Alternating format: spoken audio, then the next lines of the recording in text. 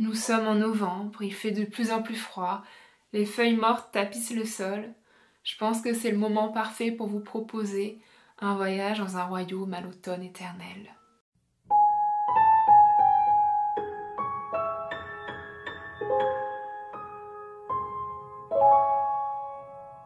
Bonjour tout le monde, je suis Nina Gorlier, autrice de l'imaginaire.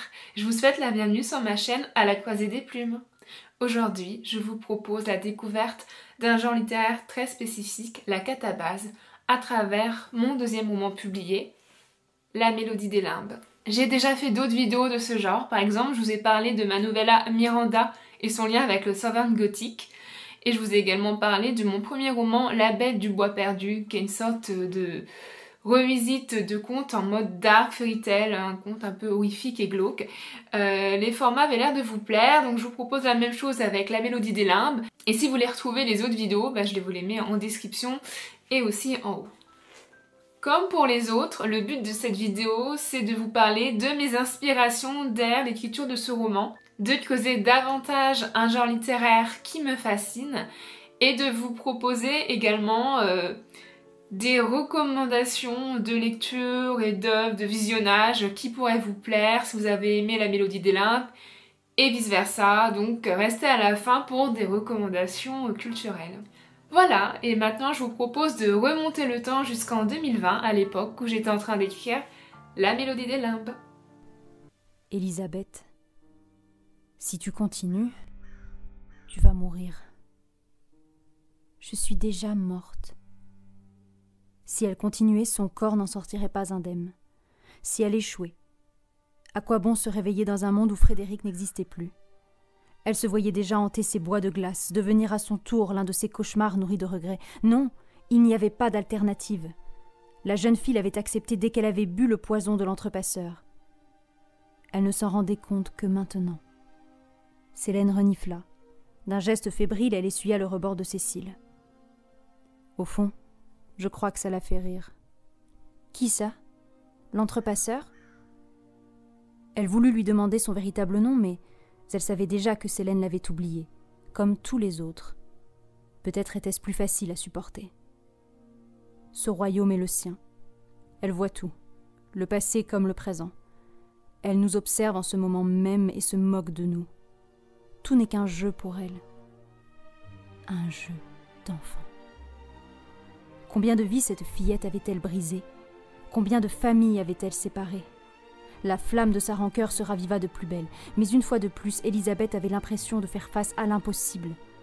Elle s'arracha à sa mélancolie, mais ne lâcha pas la main de sa compagne. « Je dois avancer. » De ses doigts habiles, Elisabeth avait forgé les 2 premiers passe-partout, un en or et l'autre en verre. Il ne manquait plus que le 3e, mais elle croyait encore l'avoir laissé quelque part dans le château de Phébus. « Comment puis-je convaincre ton frère de me donner la dernière clé ?» Célène hésita. Phébus ne la possède plus depuis longtemps, souffla-t-elle. C'était trop de responsabilité pour lui. Elle fouilla dans la poche de son manteau et en sortit une petite clé d'argent qu'elle glissa dans la main d'Elisabeth. Ne me remercie pas. Ce n'est pas un cadeau, mais un poids en plus à porter. Écoute-moi bien. Obtenir les 3 clés n'était pas le plus difficile. Maintenant, il va falloir s'en servir. S'il y a 3 clés, il y a donc 3 portes? La première vient des regrets, la deuxième de la compassion, mais la dernière exigera quelque chose en plus. La Mélodie des limbes, faut savoir que c'est un roman qui est vraiment particulier dans mon cœur. Il m'a permis de renouer avec l'écriture, mais aussi de me réconcilier avec moi-même. J'en avais parlé plus en détail dans un épisode de mon podcast dédié donc à l'écriture de ce roman, que je vous mets également en référence. Donc je vais pas m'attarder trop longtemps dessus parce que j'en ai déjà parlé. Et aussi c'est un sujet un peu sensible pour moi, donc en parler face caméra c'est différent que d'en parler derrière un micro. Donc si ça vous intéresse, n'hésitez pas à aller voir l'épisode en question. J'ai vécu plusieurs deuils dans ma vie, notamment le décès de mon frère en 2015, donc ça fait 10 ans là, en novembre. Et mon second frère est également décédé en 2018 et il faut savoir que ça m'a vraiment coupée dans mon élan. Et l'écriture de la mélodie des limbes, ça m'a permis de surmonter cette épreuve. C'était une sorte de thérapie, une façon de faire mon deuil. Et c'est pourquoi, encore aujourd'hui, c'est mon roman le plus personnel et il a vraiment une place à part dans mon cœur. Et je sais que ce côté-là personnel qui est universel, parce que le deuil c'est quelque chose que malheureusement toute personne traverse une fois dans sa vie, et bah c'est cette thématique-là qui a su toucher les lecteurs, et je sais que plusieurs de mes lecteurs, lectrices ont La Mélodie des limbes comme mon roman préféré parmi tous ceux que j'ai écrits. En fait, l'écriture de La Mélodie des limbes, ça a été une façon de rendre hommage à mes frères, une façon de faire par les mots ce que je ne pouvais pas faire en vrai, leur dire au revoir, mais aussi travailler ma frustration, ma colère, ma tristesse par les personnages que je mets en scène. J'ai trouvé le moyen en gros de confronter cette injustice qu'est la mort, chose que peut faire Elisabeth, mais moi, dans la triste réalité de notre monde, nous ne pouvons pas, j'ai pas pu faire, on peut pas confronter la mort, qui a quelque chose d'implacable, inévitable et de terrible. Voilà, avec ce roman, j'ai essayé de combattre, entre guillemets, une injustice, et ça, enfin quelque chose que j'ai vraiment vécu comme une injustice, je pense que c'est toujours le cas, et ça m'a aidé à aller mieux. C'est une réécriture de conte également, la réécriture d'un conte qui est beaucoup moins connu des frères Grimm, qui s'appelle Les 7 corbeaux. Je sais pas si vous connaissez déjà Les 7 corbeaux, si vous avez lu La Mélodie des limbes, est-ce que vous le connaissez avant, sachant que le conte d'origine est toujours mis à la fin du roman pour pouvoir comparer, se plonger dans ce qui a inspiré l'œuvre. C'est un conte vraiment qui est tout petit des frères Grimm, et que moi j'ai redécouvert dans un recueil de contes que j'ai chez moi. C'est une des éditions, vous savez, bilingues, la version française et la version allemande côte à côte. Quand je faisais des études, j'étudiais l'allemand plus en profondeur au lycée, je me suis replongée dedans. Et c'est un conte qui mérite davantage d'être connu, donc je vous invite à le lire, il est très court en plus. Et donc Les 7 corbeaux, c'est l'histoire d'une petite fille qui parcourt le monde à la recherche de ses frères qui ont été métamorphosés en corbeau. Et vous imaginez bien que cette idée d'une fillette qui essaye de sauver ses frères, à ce moment-là de ma vie, ça m'a parlé. En fait, au début du conte des frères Grimm, le personnage du père maudit ses 7 fils parce qu'il devait aller chercher de l'eau dans le puits, l'eau qui va servir à faire le baptême de la petite fille qui vient de naître. Et en se chamaillant pour savoir qui va puiser l'eau, ils font tomber la cruche dans l'eau. Et à cause de ça, donc le père se met en colère et il va maudire ses fils. Et au moment où il maudit ses enfants, ils sont transformés en corbeaux et ils s'enfuient. Et donc c'est la petite fille qui, des années après, va essayer de retrouver leurs traces, va déjà comprendre qu'elle a eu des frères à sa naissance et qu'elle les a perdus. Et donc elle va essayer de les retrouver et de résoudre en fait cette perte, cette injustice. Les paroles du père, elles sont prononcées sur le joug de la colère, et après, d'ailleurs, ce personnage, il disparaît de l'histoire. Et moi, à la lecture de ce conte, il me manquait quelque chose, ça manque de profondeur. C'est normal, c'est un conte qui fait 5 pages, c'est tout à fait normal. Mais voilà, moi, ce que j'ai voulu ajouter, c'est vraiment un antagoniste plus marqué. Ça ajoute donc une menace, une cause... pourquoi ils sont en corbeau, un sens vraiment plus profond à l'histoire.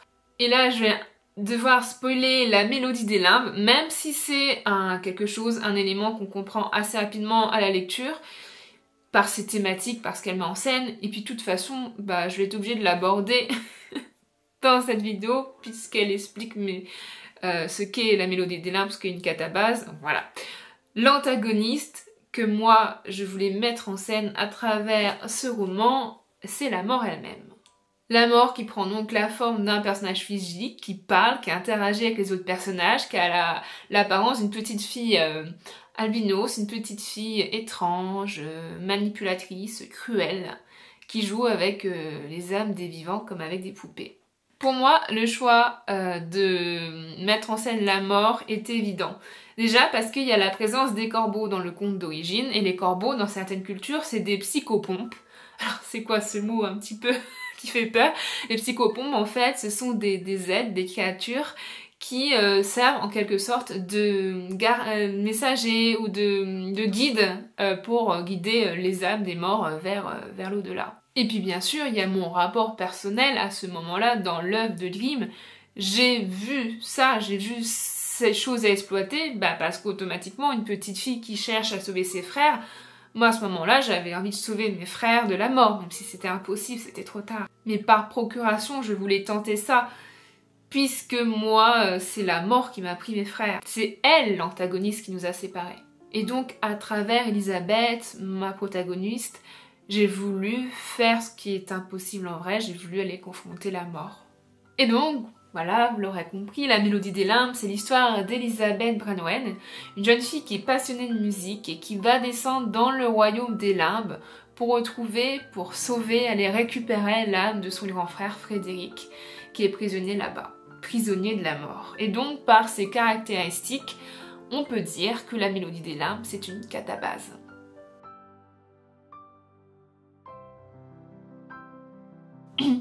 Le mot vient du grec ancien katabasis qui désigne l'action de descendre.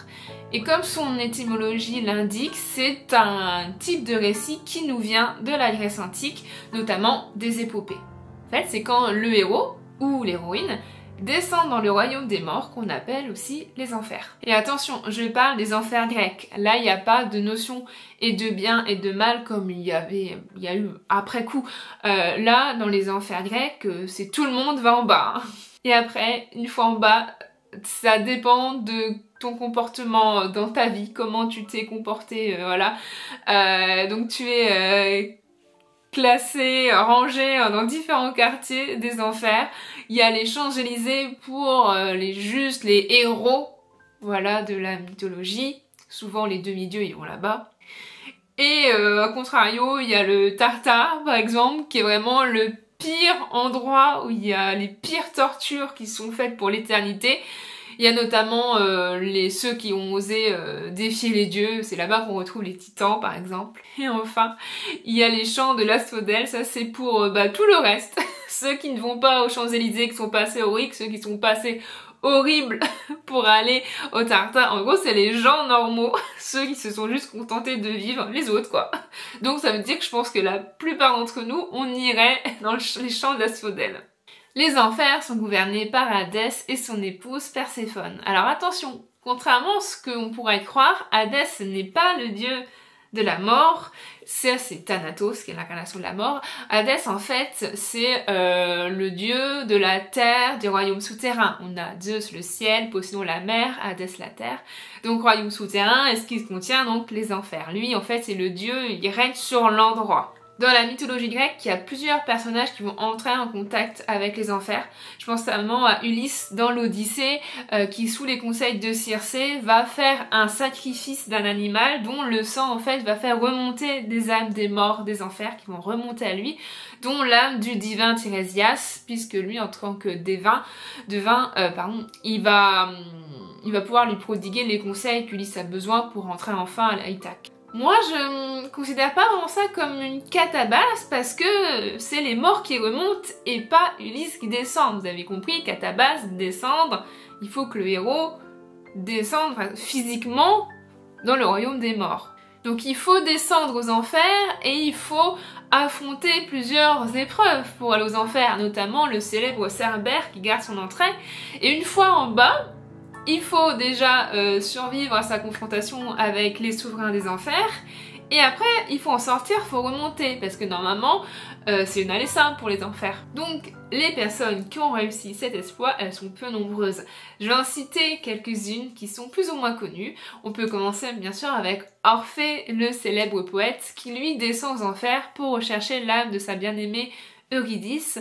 Comme c'est un poète vraiment d'exception, il est le fils d'une muse, il est capable en fait, grâce à sa lyre et sa voix, d'endormir Cerbère, de charmer Hadès et Perséphone qui vont accepter de lui rendre Eurydice à une seule condition, c'est que pendant la remontée des enfers, il n'a pas le droit de se retourner pour la regarder.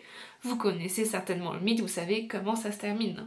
On a également Énée, un prince troyen, qui est le dernier survivant de Troie, un des derniers survivants de Troie après la chute de la cité contre les Grecs, et qui, selon les mythes antiques, notamment grâce à l'œuvre du poète latin Virgile, il serait à l'origine de Rome, puisque ce sont ses descendants qui ont fondé Rome. Romulus, il descend d'Énée par exemple. Et lui, dans l'Énéide, en fait, il y a un chant qui nous raconte comment Énée va descendre aussi aux enfers pour retrouver son père Anchise et il a besoin de ses conseils en fait pour la suite de son périple. Et pendant qu'il descend aux enfers, il va croiser d'autres personnages de son passé qui sont morts, notamment la reine Didon qui fut en fait son amante et une femme qu'il a aimée et qu'il a abandonnée derrière lui, et à cause de ça, elle s'est donné la mort.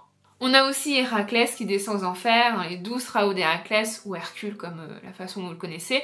Son dernier travail, c'est de se rendre aux enfers pour capturer Cerbère, un travail normalement qui est censé être impossible.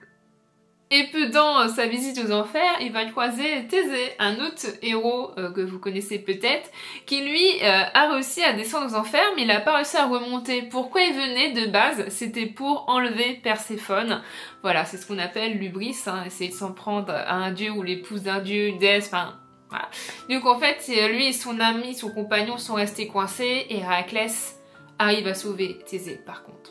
Et enfin, on a aussi Psyché, qui est un peu trop oublié à mon goût, mais c'est un personnage que j'aime beaucoup, c'est un mythe que j'aime beaucoup parce qu'il est à l'origine de récits tels La Belle, la Bête, etc. Psyché, elle est considérée, c'est une mortelle, qui est considérée comme la plus belle femme du monde, à quel point que Eros, le dieu de l'amour lui-même, tombe amoureux, et Aphrodite, la déesse de la beauté et de l'amour, devient jalouse. Et donc elle sépare les deux amants, et pour retrouver Eros, Psyché doit être confrontée à plusieurs épreuves imposée par Aphrodite, et la dernière épreuve, c'est descendre aux enfers pour offrir une boîte au contenu mystérieux, secret à Perséphone. Et donc Psyché, elle va également descendre aux enfers, elle va endormir Cerbère avec un petit gâteau imbibé d'alcool, d'un somnifère, voilà. Et elle a aussi, à remonter des enfers. Alors la catabase, la catabasis, c'est un terme qui vient du grec ancien, mais qu'on retrouve aussi, c'est un genre de récit qu'on retrouve dans d'autres cultures. Il y a par exemple le mythe de la déesse Ishtar en Mésopotamie. Et dans la tradition chrétienne, il est dit que le Christ descend lui-même quelques jours aux enfers, donc là les enfers chrétiens, dans les quelques jours qu'on suivi son décès sur la croix. D'ailleurs, une des catabases les plus connues issues de la tradition chrétienne, c'est l'Enfer de Dante. L'Enfer, ça fait partie de sa Divine Comédie, une œuvre vraiment monumentale, gigantesque, dans laquelle Dante se met en scène lui-même en train de traverser du coup les 9 cercles des enfers en compagnie du poète Virgile. Et Dante, parmi sa traversée en fait des enfers, il va être hanté, guidé par la figure de Béatrice, sa bien-aimée qui est décédée. À savoir que la représentation de l'enfer dans la culture populaire, là si vous fermez les yeux et vous visualisez l'enfer avec les clichés habituels, et bien tout ça, ça nous vient en grande partie de la représentation qu'en a fait Dante à l'époque. On peut élargir l'idée de la catabase physique à la catabase symbolique, on va dire, où la catabase, enfin la descente aux enfers se fait de façon métaphorique, quoi, comme on dit, vraiment c'est même une expression, c'est une véritable descente aux enfers pour un personnage, voilà. Il va vivre des choses pas très chouettes, ça va vraiment être une déchéance morale, une déchéance physique, quelque chose comme ça, vous voyez. Moi, il y a certaines scènes dans la littérature qui vont me rappeler des catabases. Je pense notamment à des scènes où le personnage va devoir descendre dans des profondeurs, pas littéralement les enfers, mais par exemple la scène, le chapitre des égouts dans Les Misérables, où Jean Valjean il traîne un Marius à moitié mourant et ils sont dans les ténèbres des égouts et ils croisent Thénardier et tout ça. C'est très particulier, moi ça me fait penser à ça. Ou bien sûr, on peut parler d'une œuvre en général, Germinal de Zola, où les personnages travaillent dans les mines, donc littéralement sous la terre, et ils vivent l'enfer là-dedans. À la manière de la traversée des bois dans les contes, dont je vous parlais dans ma vidéo sur la Belle du Bois perdu, la catabase, c'est également une de ces épreuves caractéristiques dans les récits initiatiques d'un héros. Parce que le personnage, quand il remonte, quand il ressort de cette catabase, il en ressort transformé, parce que parfois il laisse quelque chose en bas, une part de lui-même. Et oui, être confronté à la mort, ça change quelqu'un.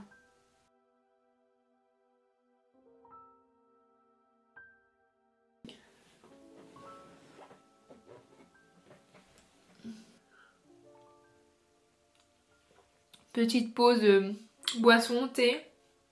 Est-ce que je parle beaucoup? Est-ce que vous êtes fan de mon mug ou pas? Les fans d'Écosse et de petites vaches. Je reviens à l'histoire qui nous concerne, la mélodie des limbes. La mélodie des limbes, c'est un mélange de plein d'œuvres qui ont trouvé écho en moi, selon ce que je ressentais, ce que je vivais à ce moment-là, mais aussi à mes affinités en tant que personne.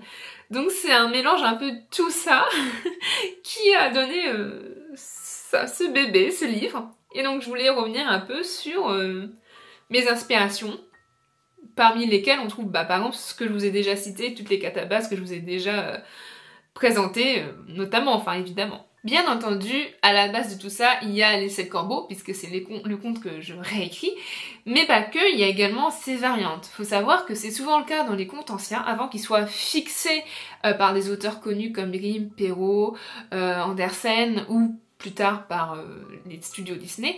Il existait plusieurs variantes du même conte. Le même conte peut être écrit, réinventé par plusieurs auteurs. Par exemple, on a de nombreuses versions de Cendrillon selon les pays. Et des fois, on a des variantes même du même auteur. Donc, les 7 corbeaux, par exemple, des frères Grimm, c'est une version plus courte, condensée, simplifiée, des 12 frères, de toujours des frères Grimm, qui raconte, pareil, cette fois, une histoire donc, de 12, et pas 7 frères, transformés en corbeaux. Il y a beaucoup plus de péripéties dans cette version-là. Notamment l'ajout, une image que je vais reprendre dans mon roman, le fait que la jeune fille, l'héroïne, évidemment, elle cueille des lys, et c'est en cueillant ces lys qu'elle transforme, sans faire exprès, ses frères en corbeaux. Pourquoi? Quel est le lien? On sait pas. Et moi j'ai réutilisé cette symbolique des lys parce qu'en fait dans le domaine de la mort, là où elle est, tout au fond des limbes, il y a un immense champ de lys, un champ infini. Et en fait ces lys représentent l'âme des personnes, des êtres vivants. Et en fait elle s'amuse inlassablement à cueillir ces fleurs. Donc elle cueille littéralement la vie des personnes pour faire des bouquets, pour jouer, etc. Et quand une personne est cueillie, elle traverse les limbes jusqu'au domaine de la mort, jusqu'à la dernière porte, l'au-delà, sous la forme d'un corbeau. On a aussi plusieurs contes, on a aussi plusieurs variantes de ce conte où c'est à peu près la même histoire, enfin c'est le même motif, les frères transformés en oiseaux, la fillette, la sœur qui va les rechercher pour les sauver. Sauf que là, ils ne sont pas transformés en corbeaux, ils sont transformés en cygnes. On a par exemple les frères cygnes, encore une fois, des frères Grimm. Décidément, ils aiment bien ce motif. Et plus connu, enfin tout cas pour moi, celui qui a bercé mon enfance, c'est les cygnes sauvages d'Andersen. J'avais une magnifique édition illustrée qui m'a vraiment... qui a grandi avec moi. Ça m'a vraiment influencée, notamment, par exemple, la princesse, l'héroïne s'appelle Elisa. Et moi, mon héroïne à moi s'appelle Elisabeth, mais tout le monde la surnomme Elisa. Ça vient de là. Alors, je l'ai déjà cité, mais je me suis bien sûr aussi inspirée de L'Enfer de Dante, qui est un récit fondateur pour notre culture, quand même. Dans le roman, Frédéric Elisabeth cite à plusieurs reprises des extraits de l'enfer, et même la mort, au bout d'un moment, elle liste des noms de personnes dont l'âme est venue chez elle, et elle cite notamment Béatrice. Alors, petit fun fact, je vous conseille la très belle vidéo, très poétique, que mon amie Perceline avait fait à l'époque, il y a maintenant 7-8 ans, sur l'enfer de Dante. Une vidéo que j'avais adorée. Il faut savoir qu'à l'époque, je suivais Perceline, mais je la connaissais pas personnellement.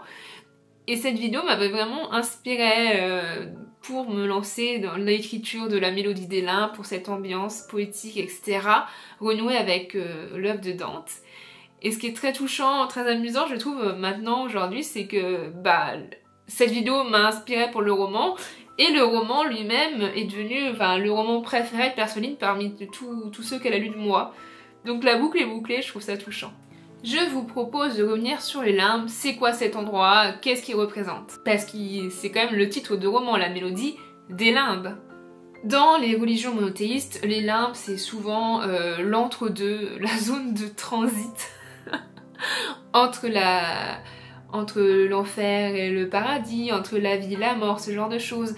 Il y a certaines limbes aussi qui sont réservées en fait aux enfants qui sont morts avant d'être baptisés. D'ailleurs, dans les 7 corbeaux des frères Grimm, pourquoi le père s'énerve autant quand les garçons font tomber la cruche? Parce que c'est la cruche qui est destinée à l'eau du baptême. Donc il a peur qu'à cause de ça, la petite fille qui vient naître et qui est de santé fragile, on ne sait pas si elle va vivre, Il a peur en fait qu'elle meure avant d'être baptisée. C'est vraiment la phobie quoi. D'où l'énervement. Mes limbes, à moi, dans mon roman, ce ne sont pas des limbes chrétiennes. Elles sont plutôt tirées d'un concept qui nous vient de la mythologie grecque, qui est l'Érèbe. L'Érèbe, c'est une déité, mais c'est aussi une zone des enfers, qui est la située le plus près de la surface. Et encore une fois, c'est une zone un peu d'entre-deux. C'est aussi une zone qui est proche, qui correspond au sommeil, au rêve.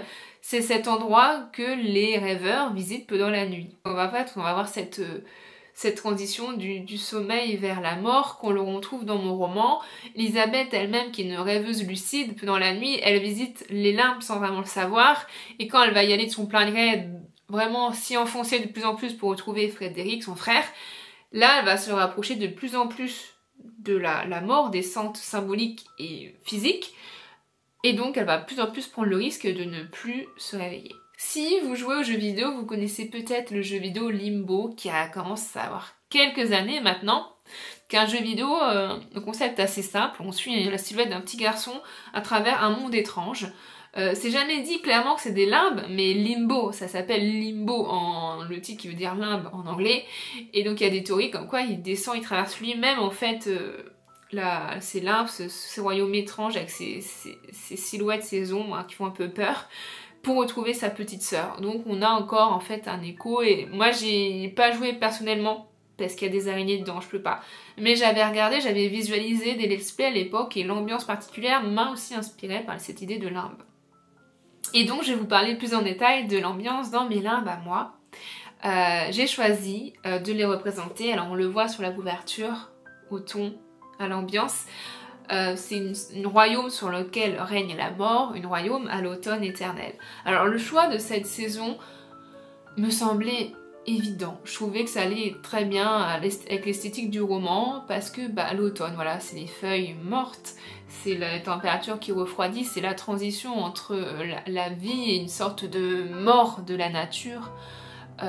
C'est une saison qui est esthétiquement très jolie, et qui est aussi très poétique et très mélancolique dans ce qu'elle représente, et c'est exactement tout ça que je voulais insuffler dans mon roman. Donc vraiment, La Mélodie des limbes, c'est le roman d'automne par excellence, que ça soit son esthétique, ambiance, voilà, ou ses thématiques.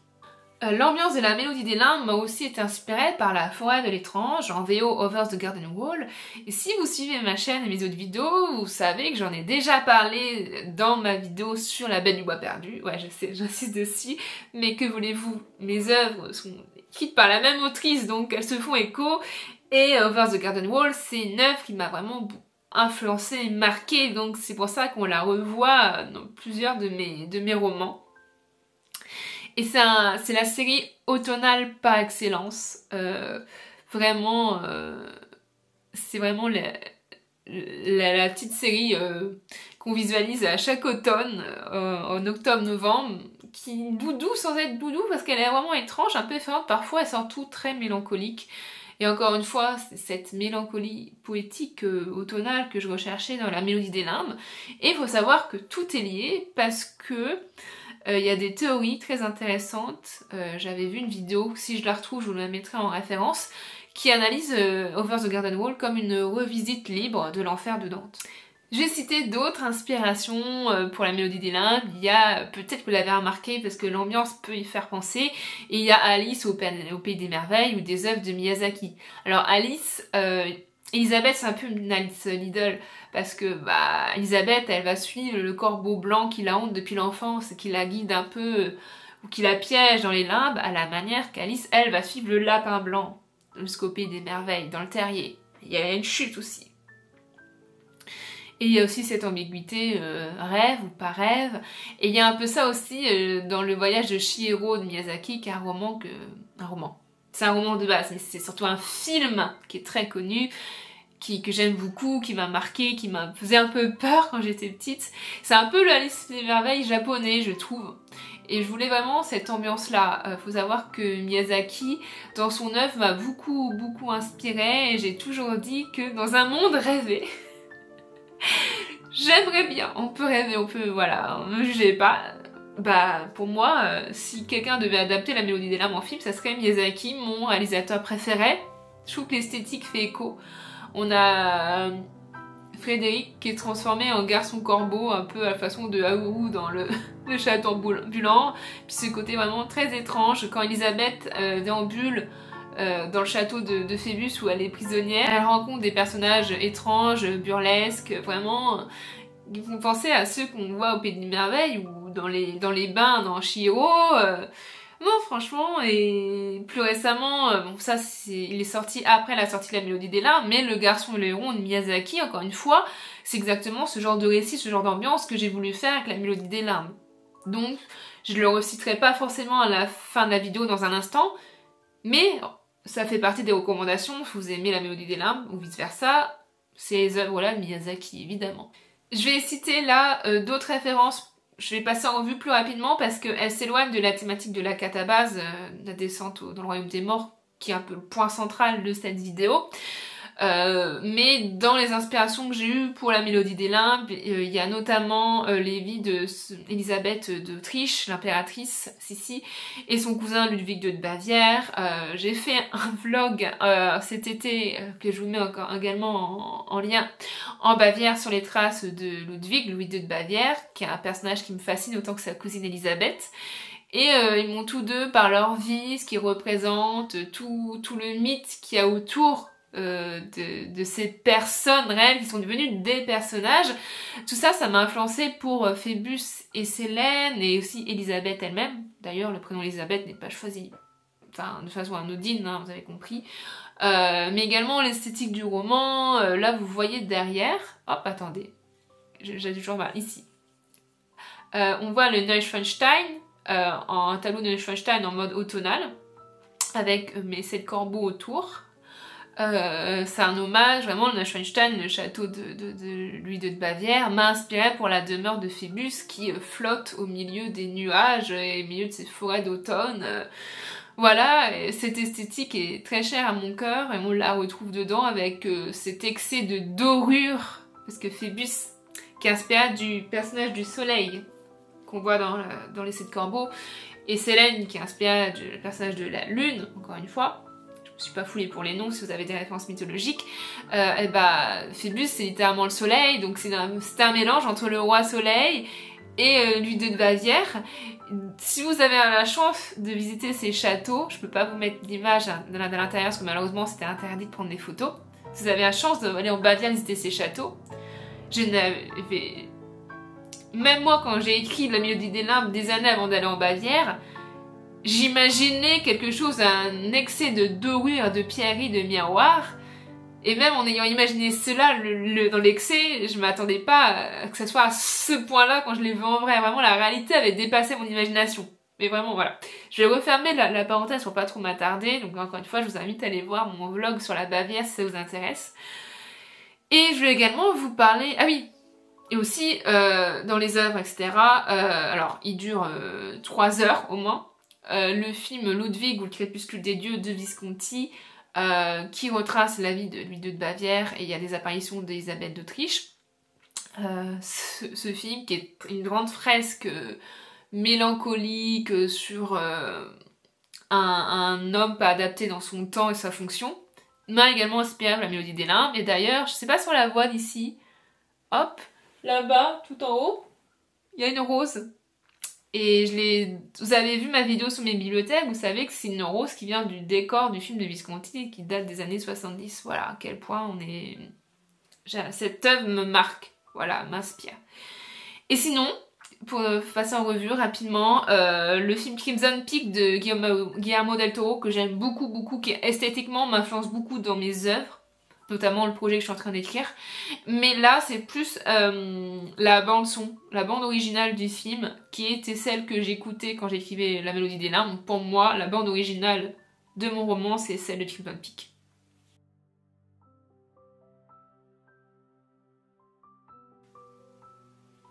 Alors bien sûr, il y a toutes les œuvres que je vous ai déjà citées dans cette vidéo, elles sont dedans.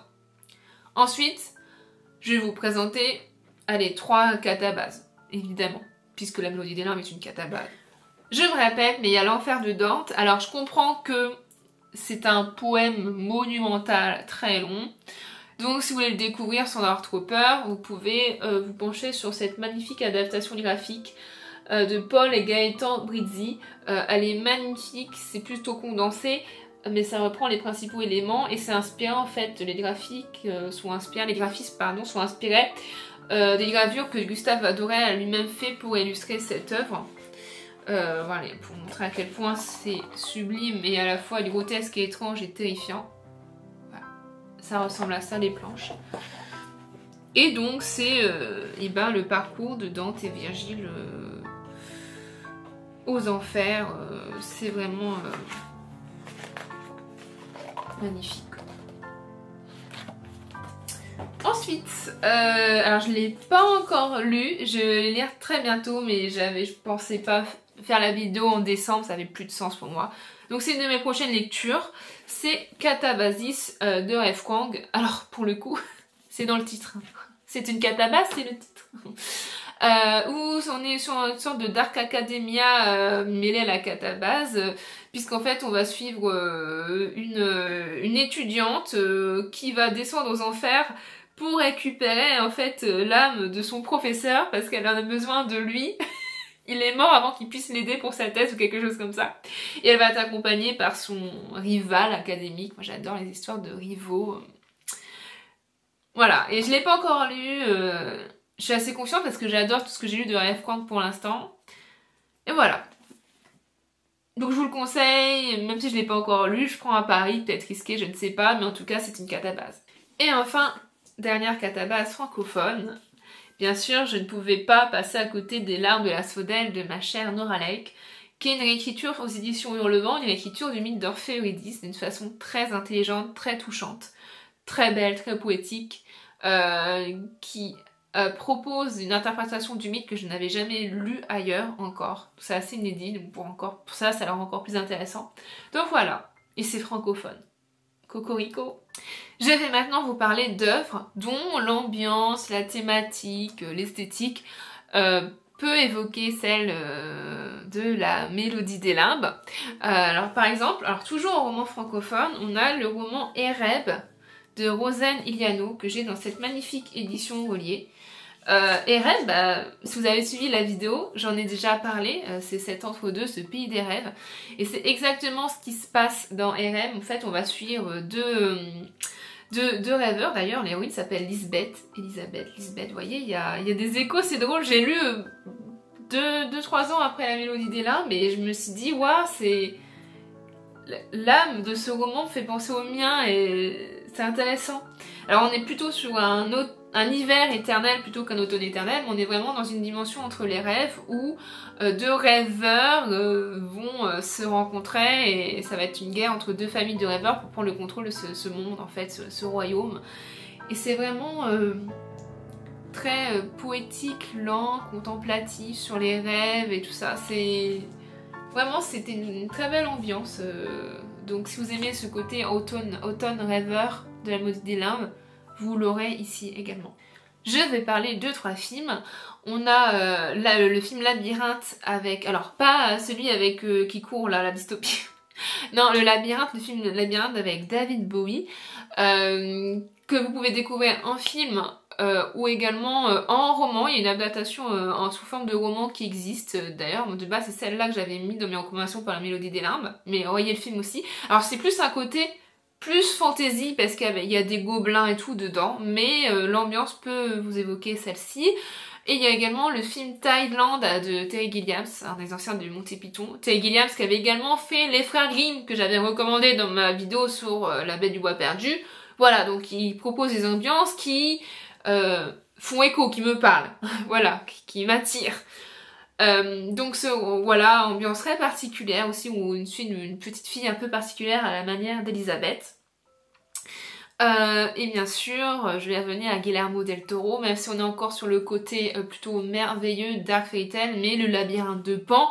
Pour moi, le labyrinthe de Pan, c'est à la croisée entre la Mélodie des Limbes et la Bête du Bois Perdu, parce qu'il y a ce côté aussi petite fille, un peu à la manière d'Alice, qui va descendre dans un autre monde, croiser des monstres, affronter la mort de ceux qui l'entourent, de la guerre, etc.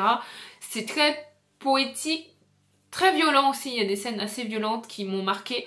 est très doux amer et tragique et autour de la magie de l'enfance et de la poésie. Voilà, c'est une œuvre qui est très chère à mon cœur aussi, comme beaucoup d'œuvres de Guillermo del Toro, donc je voulais le présenter ici. Et enfin, dernière recommandation, que je vous fais les yeux fermés, alors qu'elle ne vient pas de moi, elle vient de mon amie Perceline. Quand on en avait discuté, elle m'avait recommandé ce film de Jean Cocteau, que je n'ai pas encore vu, je compte le faire, mais je fais confiance à Perceline. Elle recommande le Orphée de Jean Cocteau. Jean Cocteau, c'est quelqu'un que j'aime, enfin j'ai vu Sa Belle la Bête, et ça a été une des influences pour mon premier roman, donc je sais déjà que je vais aimer de ce que j'en ai vu, les visuels, et le fait que ça soit une écriture poétique d'Orphée, qui est une catabase, qui descend aux enfers comme Elisabeth descend dans les larmes, où la mort est également incarnée en tant que personnage comme dans mon roman. Voyez, c'est vrai que je vois la ressemblance. Et voilà, j'arrive au terme de cette vidéo qui revient un peu sur le genre de la catabase, que c'est comment moi j'ai fait une catabase avec mon roman, mes inspirations. J'espère que cette vidéo vous a plu, qu'elle vous a intéressé, qu'elle vous a appris des choses, pourquoi pas. J'essaye à chaque fois de faire en sorte qu'elle soit pas trop que centrée sur mon roman, parce que ça n'intéresse pas forcément tout le monde. Donc j'espère que j'ai pu, voilà, parler plus en général de ce qu'était la catabase. Ça me tient quand même à cœur de rendre un dernier hommage à ces romans que j'écris. Pour ceux qui ne sauraient pas, en fait, mes deux maisons d'édition ferment bientôt. Magic Mirror ferme le 31 décembre 2025. Et les éditions du Chat Noir ferment début 2026, donc bientôt mes romans sont plus disponibles. Donc je voulais leur rendre aussi un dernier hommage. Donc si jamais, petit instant promo, mais si jamais vous voulez les lire, c'est le moment de les commander. Si cette vidéo vous a intéressé, vous a plu, vous a donné envie de découvrir ce que je fais, c'est le moment. Sinon n'hésitez pas à me suivre sur Instagram, je vous mets le nom de mon compte Instagram ici, parce que je fais des posts qui reparlent un peu de ça avant de leur dire adieu. Voilà, si vous voulez découvrir mon univers en général. Enfin bref, j'espère que cette vidéo vous a plu. Si c'est le cas, si vous êtes allé jusqu'au bout, pour faire un peu marcher l'algorithme, je vous propose de m'aider en lançant un petit commentaire. Alors déjà, si vous avez des retours à me faire, des choses à me partager par rapport à ça. Ou sinon, tout simplement, me laisser des petits emojis. Alors je sais pas... Est-ce qu'il y a l'emoji corbeau maintenant? Je crois. Est-ce qu'il y a un oiseau noir? Ou alors des emojis automnaux pour soutenir mon travail. N'hésitez pas à partager la vidéo, à en parler autour de vous, à laisser un pouce en l'air, à vous abonner si c'est pas déjà le cas. Tout ce genre de petits gestes, ça soutient la chaîne et mon travail. Et moi je vais vous dire dans 2 semaines pour le dernier week-end de novembre, où normalement je vais vous proposer un vlog d'écriture de mon mois de novembre, où je vous parle un petit peu du projet sur lequel je suis en train de travailler. Et après, début décembre, j'ai hâte de vous retrouver pour une vidéo automnale par excellence, pour célébrer la fin de l'automne. Ça sera le bilan de mon Pumpkin Autumn Challenge, toutes mes lectures d'automne que j'ai fait. J'ai hâte de vous présenter, même si j'ai pas trop lu en vrai, mais j'ai hâte de vous présenter le peu que j'ai lu, c'était bien. Voilà, sur ce, j'espère que j'ai rien oublié. Bref, sur ce, je vous souhaite de bonnes lectures et je vous dis à très bientôt dans 2 semaines. Bisous!